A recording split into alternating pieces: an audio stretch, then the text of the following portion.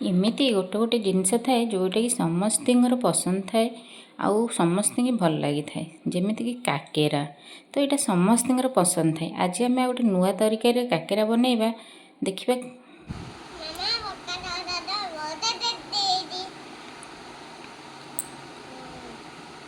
Hello hi friends, नमस्कार। Welcome to my channel Kajal Odia kitchen को आपको स्वागत जनाऊँगी।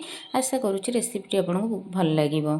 आपण मैंने भावुं काकेरा कहीकि कौन आंब ने, तो आम आज आंबर काकेरा बनइबा जोटा कि बहुत ही टेस्टी। तो फास्ट किसी पाचिला आंब नहीं आपण अनुसार आप क्वांटिटी कम बेसी करेंगे। मुझे 2 जन बनाऊँगी से अनुसार नहीं। तो एमती आंब को काटिकी तार आग जो अच्छी आंब रस को आम काढ़ीदे। टोटाल कह गले आमको आंब रस काढ़ार अच्छी, तो आपन को जमी सुविधा आप भाया आंब रस काढ़ी ने। तो मुझे एमती करके 2टा आंब नहीं, तो सबुतिक आंबर एमती रस बाहर करनेबी। तो ये देखो 2टा आंबर रस मुझे काटिकी बाहर कर देछि। ताकू टिके ग्राइंडर जार देकी ताकू भल भाव में ग्राइंडिंग करदे, जोटा कि तार जो बिंडा बिंडा थाए ना सेटा भी बाटी हो। मुझे गोटे फ्लेवर पर दे आमर गोटे इलायची। तो ये आम नहीं भल भाव में स्मूथ पेस्ट करके नहीं आसवा। जदि आप दरकार टे पानी देवे ना एमती खाली पेस्ट कर नहीं आसबे।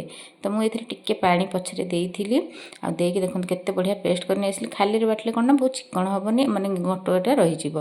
तो ये गैस ऑन करदे, ऑन करके आम कड़े बसई नवा।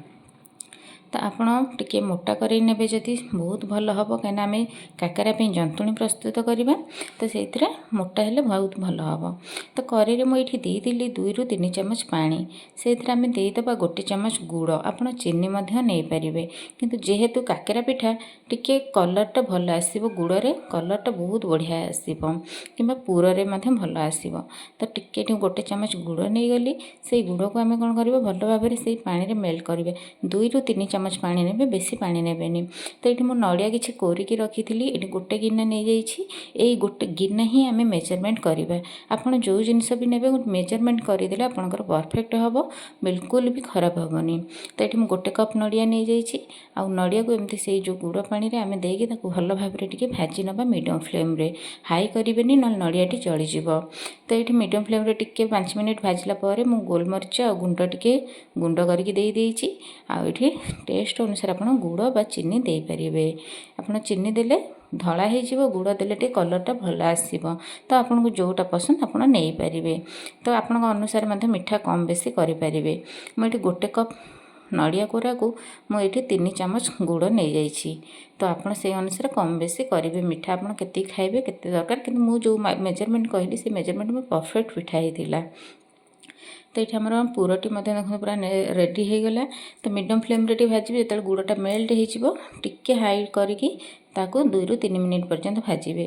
तो मुझे सेम करे पुणी धोईकी नहीं आसिली। ये आम कौन करवा ना जंतुणी करवा काकेरा। तो जंतुणी करने को हेल्ले आम कड़ेटू भल भाव में गरम करदे। आ जो गिनारे आम नड़िया नहीं से गिनारे देखो 1 गिना मु आंब रस नहीं। आंब रस एमती पूरा प्लेन कर बाटे जमी तार गोटा गोटा रही। तो ये 1 गिना आंब रस आउ 1 गिना आम देदेबा पानी। तो 2 कप ढेला आप मेजरमेंट मन रखिए। ताको भल भाव में मिसई नवा। टिके आम कौन करवा फुटवा को छाड़ीदवा। तो ये मुझे टेस्ट अनुसार टे नहीं जाइए लुण, जोटा कि गोटे मीठा जिनस लुण पड़गले ना तार स्वादटा जना पड़ी थाए। तो ये टेस्ट अनुसार ½ ଚାମଚ लुण नहीं जाइए। आठ मुझे चीनी नौ। तो आपड़ जिते आंब बाटे से टेस्ट करने आंबटी केते मीठा अच्छी। जदि मीठा थी ताहले बिल्कुल चीनी देवे, अल्प चीनी देवे। जदि मीठा नथिबो ताहले चीनी देवे जंतुणी मीठा करने। तो ये मुझे 2-3 ଚାମଚ चीनी नहीं, आंब मीठा अच्छी कि आम पानी आहरी सुजी नवा से 2-3 ଚାମଚ देछि। तो से गोटे तेजपत्र पकईदे टिके फुटला पर आम से गोटे गिनारे आम 1 गिना सुजी नवा। सुजी पकेला बेले ध्यान रखिए गोटे हाथ में पकेबे आ गोटे हाथ में एमती गोलौथिबे, ना सुजीटा बिंडा बिंडा हो। ताको एमती मीडियम फ्लेम रे आम टिके फुटईदे। तो ये देखो भल भाव में आम फुटी आसला। एठी कौन करेंगे ना जो तेजपत्रटा पकईथे सेटा काढ़ीदेवे, ना पिठारे लगे। तो ଛାଣିଲା ବେଳକୁ ଭଲ ହେବନି, ଫାଟି ଫାଟି ଯିବ ପିଠା। ତ ତେଜପତ୍ର ତା'ର ଫ୍ଲେଭର ଦେଇଦେଇଛି, ତାକୁ କାଢ଼ିଦେବେ ଆଉ ଲଗାତାର ଏମିତି ଘାଣ୍ଟିବେ, ନହେଲେ ସୁଜିଟି ଲାଗିଯିବ, ବିଣ୍ଡା ହେଇଯିବ, ଆପଣଙ୍କ ପିଠା ପରଫେକ୍ଟ ହେବନି। ତ ଏଇଠି ଯେଉଁ 5 ମିନିଟ୍ ଆମେ ଜନ୍ତୁଣି ପ୍ରସ୍ତୁତ କରିବା, ସେଇ 5 ମିନିଟ୍ ଆପଣଙ୍କୁ ଲଗାତାର ଘାଣ୍ଟିବାକୁ ପଡ଼ିବ। ତ ମୁଁ ଏଇଠି ଭଲ ବାସ୍ନା ପାଇଁ ଗୁଆ ଘିଅ 2 ଚାମଚ ନେଇଯାଇଛି। ଆପଣ ସ୍କିପ୍ ମଧ୍ୟ କରିପାରିବେ, କିନ୍ତୁ ଘିଅ ଦେଲେ ନା ପିଠାର ସ୍ୱାଦଟା ବଢ଼ିଯାଇଥାଏ ଆଉ ବାସ୍ନା ମଧ୍ୟ ଭଲ ଆସିଥାଏ। ତ ଏଠି 2 ଚାମଚ ମୁଁ ଗୁଆ ଘିଅ ନେଇଯାଇଛି। ତ ଘିଅକୁ ପକାଇକି ଆମେ ଭଲ ଭାବରେ ଆଉଥରେ ଜନ୍ତୁଣିଟାକୁ ପ୍ରସ୍ତୁତ କରିଦେବା। ତ ଯେତେବେଳେ ଏମିତି ଗୋଟେ ଅଟା ଗୁଳା ଭଳିଆ ହେଇଯିବ ନା, ସେ ଆଉ କରେଇରୁ ଛାଡ଼ିଯିବ, ସେତେବେଳେ ଆପଣ ଜାଣିବେ ଯେ ଜନ୍ତୁଣିଟି ପରଫେକ୍ଟ ହେଇ ଆସିଲାଣି। ତ ଏମିତି ପିଠା ପାତା ସାହାଯ୍ୟରେ ତାକୁ ଏମିତି ଦାବି ଦାବି ତାକୁ ଭଲ ଭାବରେ ଟିକେ ଜନ୍ତି ନେବେ। ମିଡ଼ିୟମ୍ ଫ୍ଲେମ୍ରେ କରିବେ, ବିଲକୁଲ ବି ହାଇ କରିବେନି, ଏଇଟା ଧ୍ୟାନ ରଖିଥିବେ। ତ ଏବେ ଦେଖନ୍ତୁ ଆମର ଜନ୍ତୁଣିଟି ରେଡ଼ି ହେଇଗଲା। ଏଇଭଳିଆ ହିଁ କରେଇରୁ ଛାଡ଼ି ଆସିକି ଏମିତି ବିଣ୍ଡା ହେଇଗଲା, ଅଟା ଗୁଳା ଭଳିଆ ହେଇଗଲା, ଆପଣ ଜାଣିବେ ଜନ୍ତୁଣି ରେଡ଼ି। ତ ଟିକେ ତାକୁ ଥଣ୍ଡା ହେବା ପାଇଁ ଛାଡ଼ିଦେବା। ତ ମୁଁ ଏଇଠି ଗୋଟେ ପ୍ଲେଟ୍ ନେଇଯାଇଛି। ଗୋଟେ ପ୍ଲେଟ୍ରେ ଏମିତି ଟିକେ ଘିଅ କିମ୍ବା ରିଫାଇନ୍ ତେଲ, ଆପଣଙ୍କର ଯାହା ପସନ୍ଦ, ଟିକେ ଏମିତି ମାରିଦେବା। ଆଉ ଯେଉଁ ଜନ୍ତୁଣି କରିଥିଲେ ସେଇ ଜନ୍ତୁଣିକି ଏଇ ପ୍ଲେଟ୍କୁ କାଢ଼ି ନେବା। ତେଲ ମାରିଲେ କ'ଣ ନା ଜନ୍ତୁଣିଟା ଆମର ପ୍ଲେଟ୍ରେ ଲାଗିବନି। ତେଣୁ ସବୁ ଜନ୍ତଣିକି ମୁଁ ଏମିତି ଥାଳିକି ନେଇ ଆସିଲି। ଏମିତି ଗୋଟେ ଥାଳିରେ କାଢ଼ିଦେଲେ କ'ଣ ନା ଜନ୍ତୁଣିଟା ଜଲ୍ଦି ଟିକେ ଥଣ୍ଡା ହେଇଯିବ, ଆପଣ ଜଲ୍ଦି ପିଠାଟା ବନେଇ ପାରିବେ। ତ ଯେତେବେଳେ ଟିକେ ଉଷୁମ ଥିବ ନା, ସେଇ ଟାଇମ୍ରେ କ'ଣ କରିବେ, ଏମିତି ଟିକେ ଟିକେ ହାତରେ ତାକୁ ଚକଟିବେ। ଏଇଟା ବହୁତ ଗରମ ଅଛି, ତ ମୁଁ ସେଥିପାଇଁ ଚକଟି ପାରୁନି। ଟିକେ ଏଇଠି କ'ଣ କରିବେ, ଯଦି ଆପଣଙ୍କୁ ବେଶୀ ଗରମ ଲାଗିବ ତାହେଲେ ଜଷ୍ଟ ହାଲକା ଟିକେ ପାଣି ହାତ ହେଇଯିବେ ଆଉ ଏଇଭଳିଆ ଚକଟିବେ। ଆଉ ଉଷୁମ ଥିଲାବେଳେ ହିଁ ଚକଟିବେ, ନହେଲେ ପିଠାଟା ଟାଣ ହେଇଯିବ। ତ ଏଇଭଳିଆ ତାକୁ ମୁଁ କରିକି ଭଲ ଭାବରେ ଦେଖନ୍ତୁ ପାଣି ହାତ ଟିକେ ଟିକେ ହେଇକି ଚକଟି ଦେଲି। ତ ବହୁତ ଗରମ ଥିଲା, ଚକଟି ହେଲାନି। ମୁଁ ସେଥିପାଇଁ ଏମିତି ଗୋଟେ ଗିନାର ପଛପଟେ କିଛି ଘିଅ ଲଗେଇଦେଲି, ତାକୁ ଏଇଭଳିଆ ସେ ଗିନା ସାହାଯ୍ୟରେ ଚକଟିଲି। ତ ଆପଣଙ୍କ ହାତ ଯଦି ତାତି ଯାଉଥିବ ଏଇଭଳିଆ କରିକି ଚକଟିବେ, ନହେଲେ ହାତରେ ମଧ୍ୟ ଚକଟି ପାରିବେ, ଆପଣଙ୍କୁ ଯେମିତି ସୁବିଧା। ତ ଏମିତି ଗିନା ସାହାଯ୍ୟରେ ଚକଟିଲେ କ'ଣ ନା ଆପଣଙ୍କର ହାତ ଆଉ ତାତିବନି। ତ ଏଇଭଳିଆ କରି ତାକୁ ଭଲ ଭାବରେ 5 ମିନିଟ୍ ପର୍ଯ୍ୟନ୍ତ ତାକୁ ଏମିତି ଚକଟିବେ, ଯେଉଁଟାକି ଆମର ପିଠାଟା ବହୁତ ନରମ ହେବ। ତ ଏଠି ପିଠା ଚକଟିଲା ଭିତରେ ଆପଣଙ୍କୁ ଗୋଟିଏ ରିକ୍ୱେଷ୍ଟ କରୁଛି, ଯଦି ମୋ ରେସିପି ଆପଣଙ୍କୁ ଭଲ ଲାଗୁଛି ତାହେଲେ ଲାଇକ୍ କରିଦିଅନ୍ତୁ। ଯଦି ଚ୍ୟାନେଲ୍ ଏପର୍ଯ୍ୟନ୍ତ ସବସ୍କ୍ରାଇବ୍ କରିନାହାନ୍ତି ସବସ୍କ୍ରାଇବ୍ କରିଦିଅନ୍ତୁ। ଆଉ ପାଖରେ ଥିବା ବେଲ୍ ଆଇକନ୍ ପ୍ରେସ୍ କରିବାକୁ ବିଲକୁଲ ବି ଭୁଲିବେନି, ଯେଉଁଟାକି ମୋ ରେସିପିର ଫାଷ୍ଟ ନୋଟିଫିକେସନ୍ ଆପଣଙ୍କ ପାଖରେ ପହଞ୍ଚିଯିବ।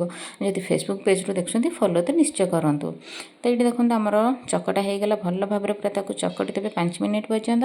ତାପରେ ଏମିତି ଟିକେ ଗୋଟେ ଗିନାରେ ପାଣି ନେଇଯିବେ ଆଉ ଅଳ୍ପ ଗୁଳା ନେବେ। ଏଇଟା ବେଶୀ ମୋଟା କରିବେନି, ବେଶୀ ମୋଟା କଲେ କାକରା ପିଠାଟା ଭଲ ଲାଗେନି ଖାଇବା ପାଇଁ।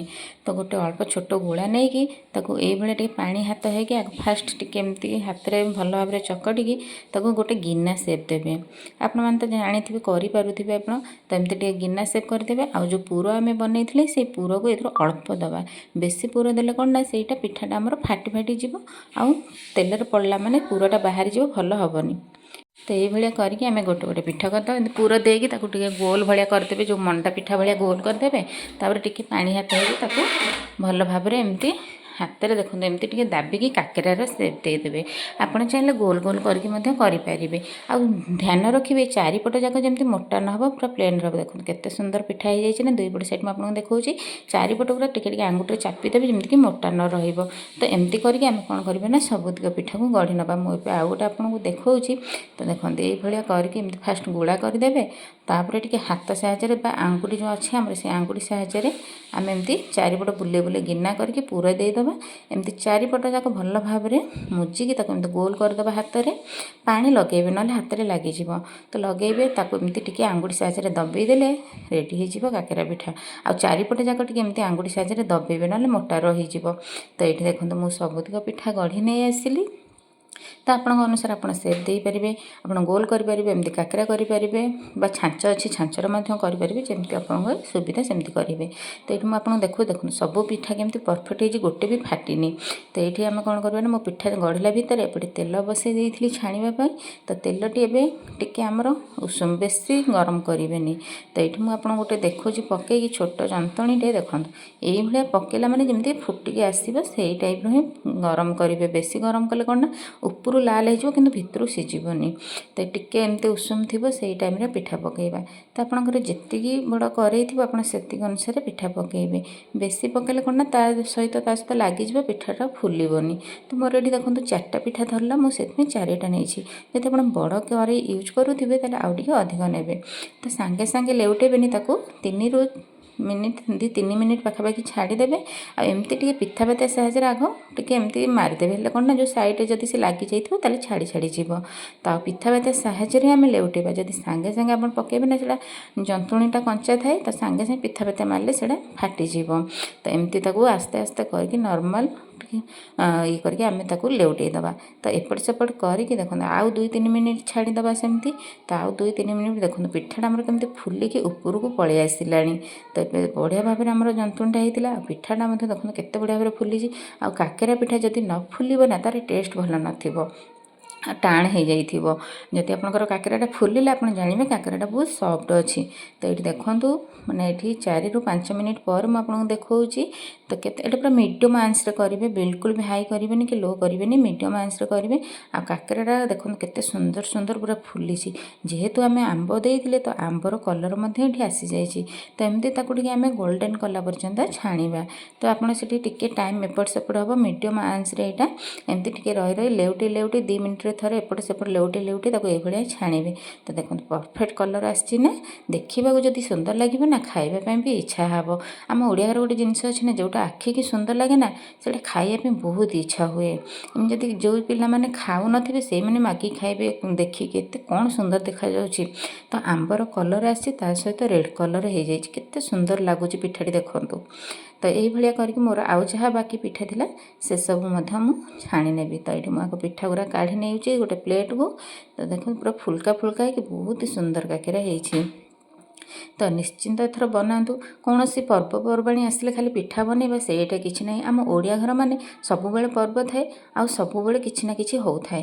ତ ଖାଲି ପର୍ବ ଆସିଲେ ଆମେ ପିଠା ବନେଇ ଖାଇବା ସେଇଟା ତ ନୁହଁ ନା। ତ ଆପଣଙ୍କର ଯେତେବେଳେ ବି ଇଚ୍ଛା, ଏବେ ତ ସିଜିନ୍ ଚାଲିଛି, ଏବେ ତ ଆମ୍ବ ମିଳୁଛି, ଆପଣ ଆଣିକି ଆରାମସେ ବନେଇକି ଖାଇପାରିବେ। ତ ଯେତେବେଳେ ବି ଇଚ୍ଛା ଆପଣଙ୍କର ଏଇଭଳିଆ କରିକି ଆପଣ ଖାଇପାରିବେ ସ୍ୱାଦିଷ୍ଟ ପିଠା। ତ ଏଠି ଆଉ ମୋର ବାକି ଯେଉଁ ପିଠା ଗୁଡ଼ାକ ଥିଲା ସେଇଗୁଡ଼ା ବି ମୁଁ କଥା ହେଲା ଭିତରେ ସବୁ ପକାଇ ଦେଇଥିଲି। ତ ସେସବୁ ବି ଦେଖନ୍ତୁ ପୁରା ହାଲକା ଗୋଲ୍ଡେନ୍ ହେଇଗଲାଣି। ଆଉ ପିଠାଟା ବହୁତ ବଢ଼ିଆ ଭାବରେ ହେଇଗଲାଣି। ମୋତେ ବହୁତ ଖୁସି ଲାଗିଲା, ପିଠା ଗୁଡ଼ା ଦେଖନ୍ତୁ ବହୁତ ବଢ଼ିଆ ଭାବରେ ଫୁଲୁଛି। ତ ଏଠି ଆସିଗଲାଣି ଏବେ ନୂଆ ରେସିପିଟି, ଏଥର ରଜରେ ନିଶ୍ଚିନ୍ତ ଟ୍ରାଏ କରନ୍ତୁ। ଆଉ ରଜ ଖାଲି କାହିଁକି ନା, ଯେବେ ବି ଆପଣଙ୍କର ଇଚ୍ଛା ହେବ, ଯେକୌଣସି ପର୍ବ ବି ହେଉ, ଖାଲି ମାନେ ନାହିଁ ଯେ ରଜରେ ଆମେ ପିଠା କରିକି ଖାଇବା, ଆମେ ସବୁବେଳେ କରିକି ମଧ୍ୟ ଖାଇପାରିବା ଯେତେବେଳେ ଇଚ୍ଛା। କିଛି ସଣ୍ଡେ ରହିଲା, ଆପଣଙ୍କ ଘରୁ କିଏ ଗେଷ୍ଟ ଆସିଲେ ଆପଣ ଆରାମସେ କରିକି ଦେଇପାରିବେ, ବହୁତ କମ୍ ସମୟରେ ଏଇଟା ହେଇଯାଉଛି। ତ ଏଇଠି ମୁଁ ସବୁତକ କାକେରାକୁ ଦେଖନ୍ତୁ ପୁରା ଛାଣିକି ନେଇ ଆସିଥିଲି। ତ ଏଠି ମୁଁ ନେଇଥିଲି ଗୋଟେ ଗିନା ସୁଜିରେ ଆମର ଦେଖନ୍ତୁ କେତେଟା କାକେରା ହେଇଛି, 8ରୁ 9ଟା କାକେରା ହେଇଯାଇଛି। ତ ଗୋଟେ ଗିନା ସେମିତି ଆପଣ ମେଜରମେଣ୍ଟ ରଖିବେ ନା, ଆପଣଙ୍କର ସବୁ କିଛି ପରଫେକ୍ଟ ହେଇଯିବ। ତ କେମିତି କ'ଣ ଲାଗୁଛି ରେସିପିଟି ନିଶ୍ଚିନ୍ତ ଘରେ ବନେଇବେ। ଆଉ ଏଥର ରଜରେ ଖାଇବେ, ଆପଣଙ୍କ ଘରକୁ ଯିଏ ବି ଗେଷ୍ଟ ଆସିବେ ତାଙ୍କୁ ଖୁଆଇବେ। କେମିତି କ'ଣ ହେଇଛି ସେମାନେ କ'ଣ କହିଲେ ତାପରେ ମୋତେ କମେଣ୍ଟରେ ଜଣାଇବେ। ଆଉ ଯଦି ରେସିପିଟି ଭଲ ଲାଗୁଛି ତାହେଲେ ନିଶ୍ଚିନ୍ତ ଗୋଟେ ଲାଇକ୍ଟେ କରିନେବେ।